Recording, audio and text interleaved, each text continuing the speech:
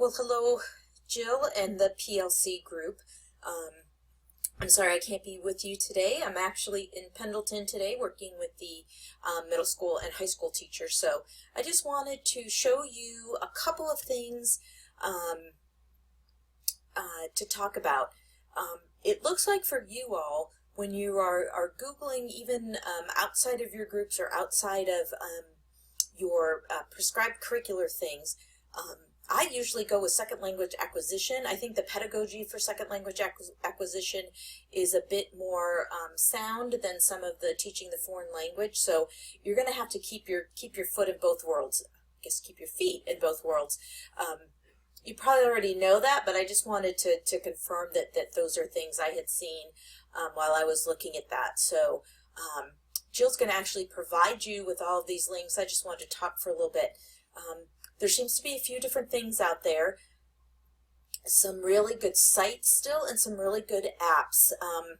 The Apple, iPad, iPhone world seems a little more developed than some of the Chromebook world. I wasn't able to find Chrome things that were similar, but I can keep looking if Chrome is something that you have. So I've got some apps that are good, iPhone apps, iPad apps. Spanish as the second language was a really nice one, and then some suggested apps, and of course fostering bilingualism. Again, nothing you all don't already know, but just things to keep you going, keep it fresh, keep your curriculum and other things at the ready. The one thing that I did find in the App Store world was an app about Nemo, N-E-M-O, and I found multiple languages with that. So that might be one that you do. And again, these that I looked at were free, but again, always watch what you're paying for. So sometimes free isn't great, but these will give you a chance to kind of browse and look. And since you probably have some older students, make it an assignment for them to also help each other and to do that. Of course, I can't think of anything better than a Google Hangout or some type of thing that they can practice outside of the classroom. So using the technology for that conversation for those other things. And remember, they can record those as well, so it can also be a grading opportunity and to add to the class time that you have. Then the other side of things that I found, again, in addition to your teaching foreign language group and site, and since my mom taught Spanish for many years at the high school level, that is something that I'm familiar with. Again, just a couple things. The University of Arizona, of course, has some wonderful things. Some Spanish resources for teachers has some good thing. Again, some top 20 websites. And then the other thing that I found for you all, oh, please forgive my parentheses there, kind of the wrong way. edX and Coursera, these are MOOCs. These are the ones that have kind of survived over the last year, and they might be helpful to students. I'm thinking of in the off time.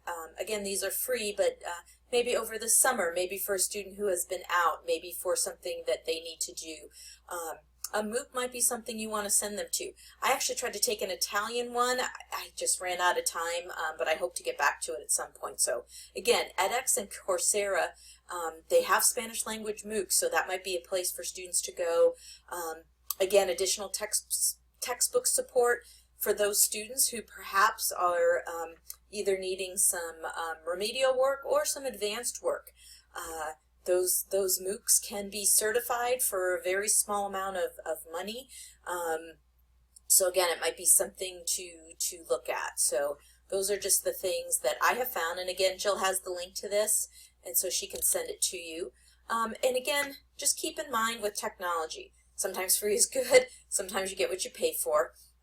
Always test the apps before showing it to students. Even back in the days of videos, boy, I would always have to watch because every once in a while something would sneak in that was wrong or not appropriate. So just kind of keep on top of it. And again, if you have older students, that's something they can do as well. Be ready for updates that change websites and change apps. It is so irritating, especially when you have it provided for students and they go in and something's wrong. And it can change, so just kind of like you are with everything else, just be ready to roll with it and have that. Take the time needed. Again, only use what is helpful to you and your students. Sometimes it's helpful, sometimes it's not. So always take very good care with that. If you need anything, my contact information is on the front. I always love looking for new updates and technologies. I can't speak to you very fluently in Spanish, but I can in French, so if you want to add a language or have a colleague that wants to look at things, let me know. Take very good care, and let me know if you need anything else.